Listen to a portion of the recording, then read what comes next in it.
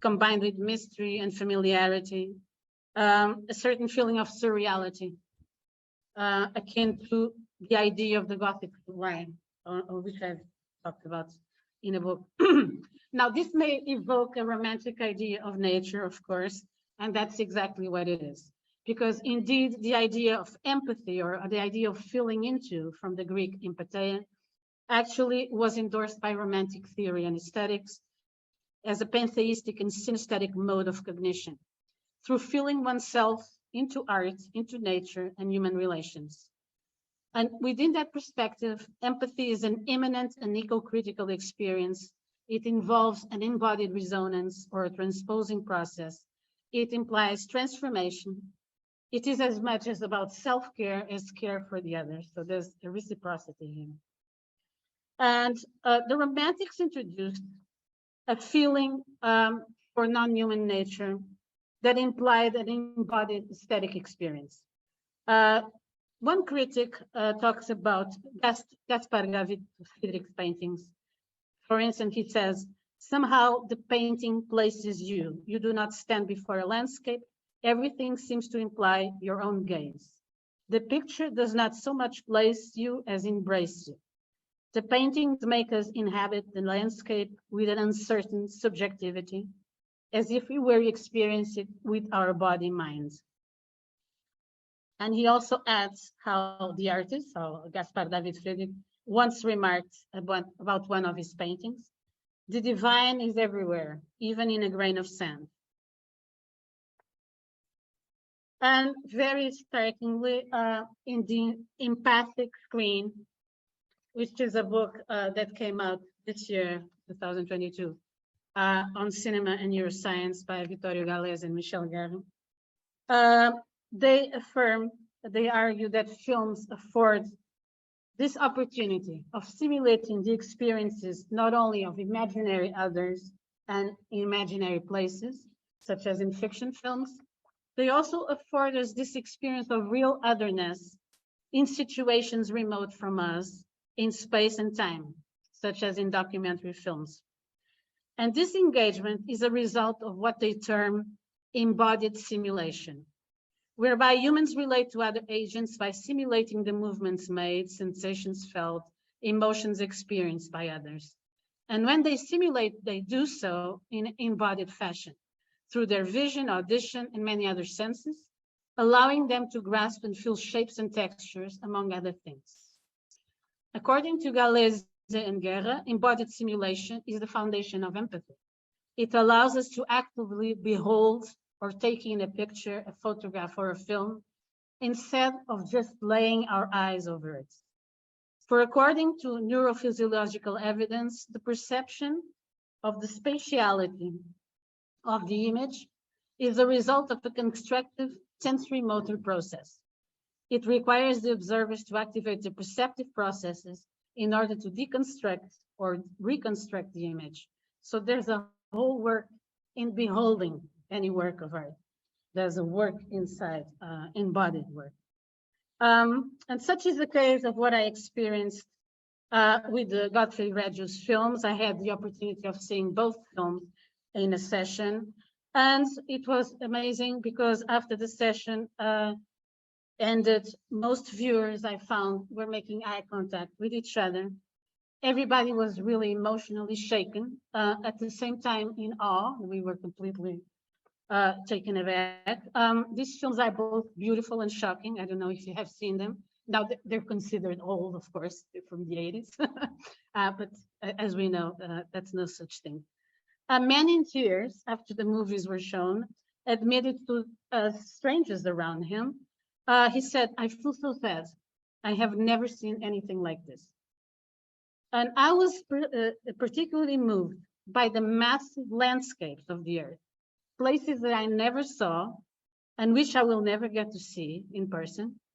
And in fact, I really don't want to see them in person because I really distrust and dislike the current culture of mass tourism, of sightseeing. So I'm totally, I'd rather see them here in the image. And these were landscapes emptied of all human reference or scale, boundless, horizonless, places that have been here for billions of years before any indication of the existence of human beings. In an interview, the director, who was actually formerly a monk, a mendicant monk, he confessed that he was trying to show in nature the presence of a life form, an entity, a beingness, and that he uses a poetic language, not of word, but of pictures, neither linear nor logical, to provoke feelings, sensations, different perception of the world we live in. So there's lots of shifting speeds and perspectives of camera movement. I really advise you to see these movies. And they provoke really emotional responses. They enable this affective empathy. And there are some other images, but of course, this is nothing compared to seeing this in big screen, please. So it's absolutely. And title of Koaniskasi actually translates the Hopi word as life in turmoil, life disintegrating, crazy life, life out of balance, or life, a state of life that calls for another way of living. And the second film, it's also a Hopi word that indicates a mode of existence that consumes the life forces of others in order to further its own. And really, both of Reg's films present this intrinsic connection between humans and their natural habitats. But they also evoke through image and sound alone, there are no words, the destructive processes that are threatening our biosphere, such as messy and unsustainable urban growth, mass tourism and consumerism, depletion of resources through mining, and what the exploration of human beings also, deforestation, industrialization of agricultural lands, technological mania, and urban spatial temporal daily distress. So in the words of the director, he's trying to show us this contrast between two views of earthly nature, between Earth as a sacred source of life, to be cherished, to be protected, to be revered, and another type of culture that treats Earth as a resource to profit from and exploit. And in the words of the director, one of these worlds is breathless, the other is full of breath. We are sensate beings who become what we see, hear, touch, and smell. We become the environment we live in. So there's this, of course, reciprocity. Sorry. And now referring to Kalayini Mam's short documentary film, Lost World, which portrays a woman's relationship to the beloved landscape of an island, which is at the brink of erasure.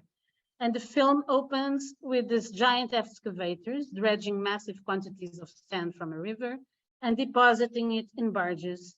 And the text indicates that this sand is all being taken to Singapore in order to allow for the expansion of Singapore's land mass. The text also mentions how since 2007, more than 80 million tons of sand have been mined and exported to Singapore from the rivers of Cambodia. And throughout the film, we follow this woman, Palafi, a young Cambodian woman whose community live off catching fish, shrimp, and crabs from the river. And through aerial footage and handheld camera shots, we follow her and her children toiling in the forest. And the movie immerses us in the emerald radiance and white sand of the river, making us marvel at this natural beauty. A while later, we follow her when she visits Singapore's landmarks, which is just advanced. These are the mangrove forests, also being destroyed because of the sand dredging.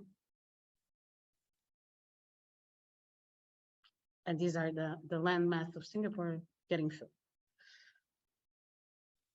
So we follow her onto the iconic Marina Bay sands and gardens by the bay and all these domes that are theme parks built.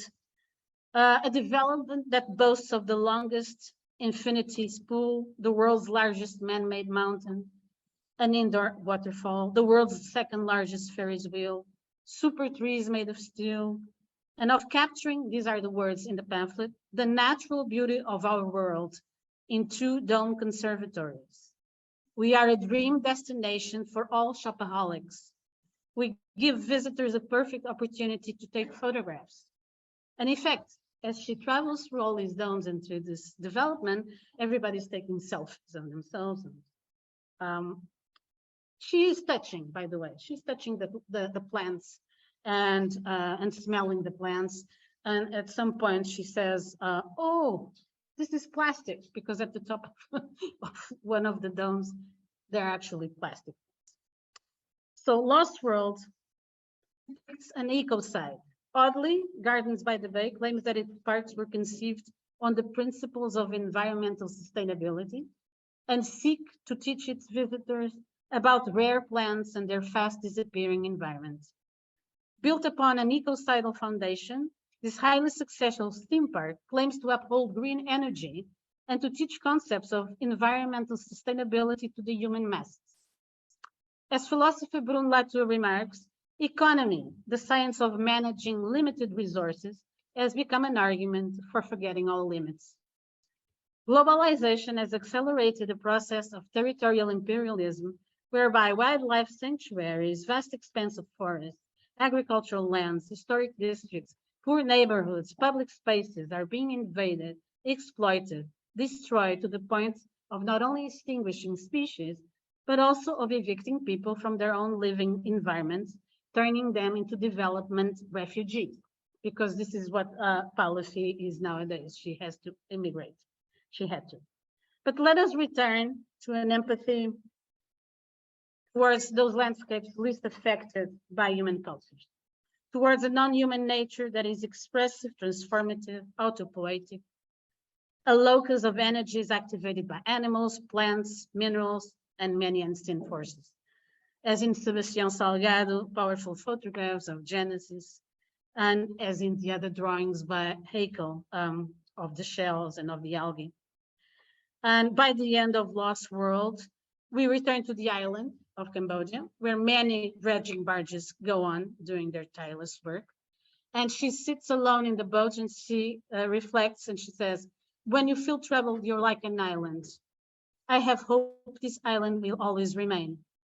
And I think the contrast could not be deeper between this woman's relationship, empathic relationship towards her land, towards the sand, towards the island, and the anonymous mass of tourists in Singapore, immersed in the hollowness of a culture of distraction. And I'm going to finish with a quote by Latour. He says, I actually have here, it would actually be a fairly good definition of modern people or modernizers to say that they live off a land that they do not inhabit. And indeed, I argue that the current ecological crisis is a mental and existential crisis. And I'm finished now. Thank you.